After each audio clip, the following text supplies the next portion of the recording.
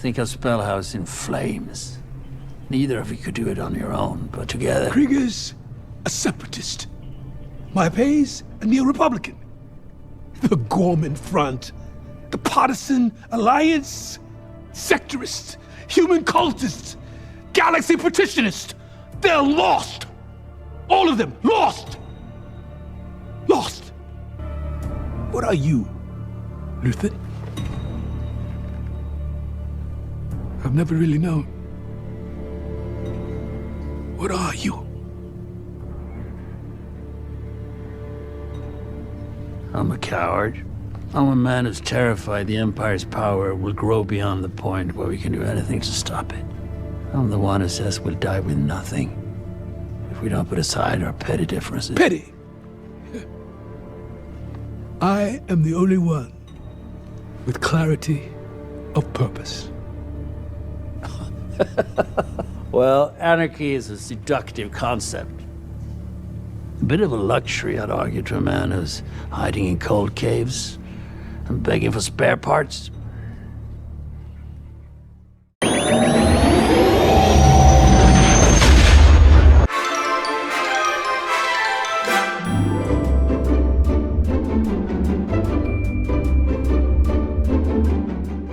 Hello again.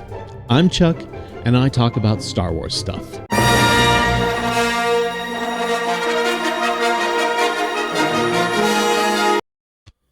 Wow. Okay, Andor has ruined me. Absolutely ruined me. I don't even know where to begin. It's Andor has just wrapped. As of at least a week ago, couple weeks ago.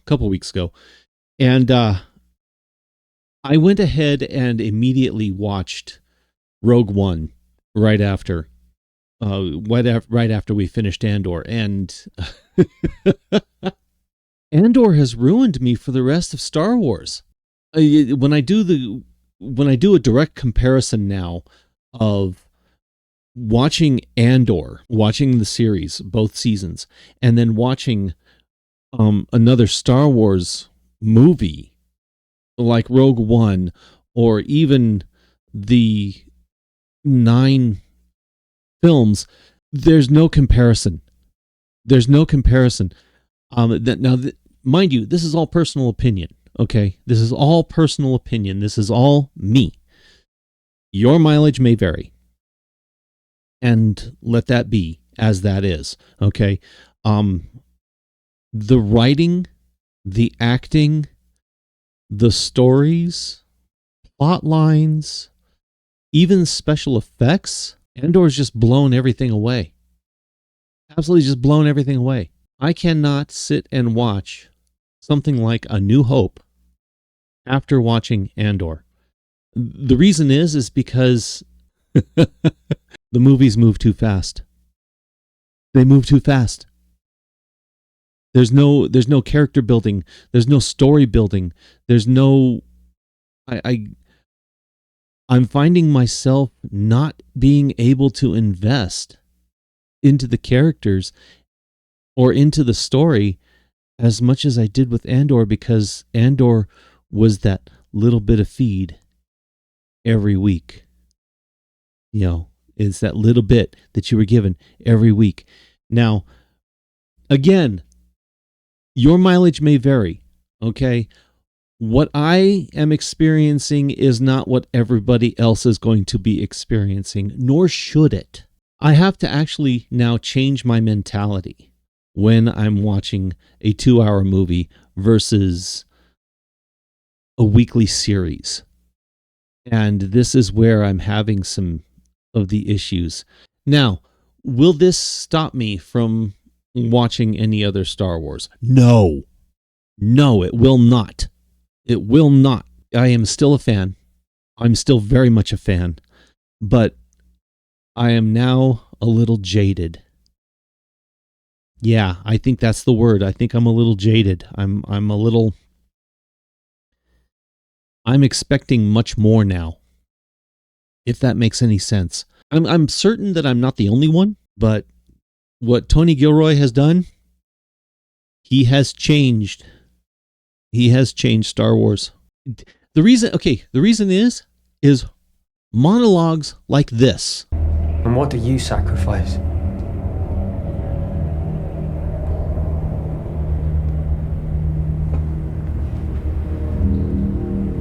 Calm. Kindness, kinship. Love. I've given up all chance at inner peace. I made my mind a sunless space.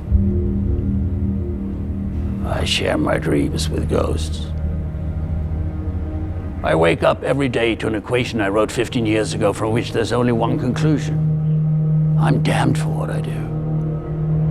My anger, my ego, my unwillingness to yield, my eagerness to fight, they set me on a path from which there's no escape. I yearn to be a savior against injustice without contemplating the cost, and by the time I look down, there's no longer any ground beneath my feet. What is my sacrifice? I'm condemned to use the tools of my enemy to defeat them. I burn my decency for someone else's future. I burn my life to make a sunrise that I know I'll never see. Now, the ego that started this fight will never have a mirror or an audience or the light of gratitude. So what do I sacrifice? Everything! And then, like this. But we were sleeping. I've been sleeping. I've been turning away from a truth I wanted not to face. There is a wound that won't heal at the center of the galaxy. There is a darkness reaching like rust into everything around us. We let it grow, and now it's here. It's here, and it's not visiting anymore. It wants to stay. The Empire is a disease that thrives in darkness. It is never more alive than when we sleep. And then like this. When truth leaves us, when we let it slip away, when it is ripped from our hands, we become vulnerable to the appetite of whatever monster screams the loudest. This chamber's hold on the truth was finally lost on the Gorman Plaza. What took place yesterday, what happened yesterday on Gorman was unprovoked genocide. Yes, genocide. And that truth has been exiled from this chamber. And the monster screaming the loudest, the monster Eve helped create, the monster who will come for us all soon enough, is Emperor Palpatine. You see what I'm talking about? The writing. Stay on target. Anyway, that's about all I had. I had to get on and just sort of gush at the camera and at you because wow. Well, anyway, thank you very much for joining me this week, and I guess I will see you guys next week, and who knows what happens. So we'll see you soon. Bye.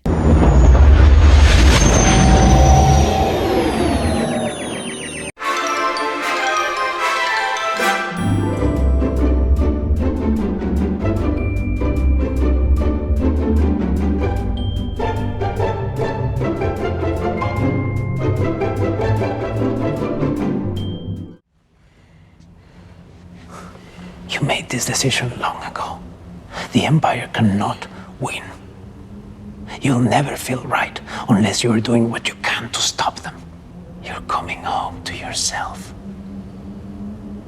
You've become more than your fear. Let that protect you.